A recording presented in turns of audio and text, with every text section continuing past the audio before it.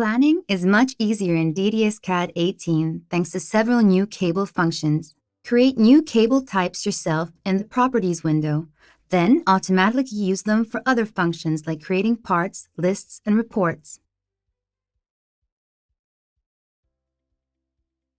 For new cable types, you can specify, among other things, different installation methods, multi- or single-core cables, and the material.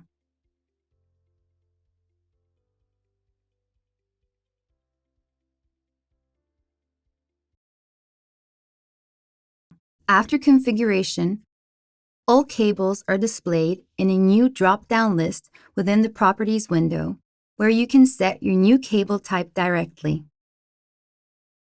There are also new options to set and display the cable's bending radius. The bending radius is now clearly displayed with a predefined value and can be edited in the Properties window.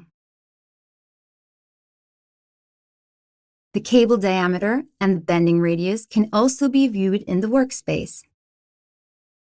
Create new cable types and view the true representations of a bending radius. DDScad 18 makes your electrical design even more flexible and higher quality.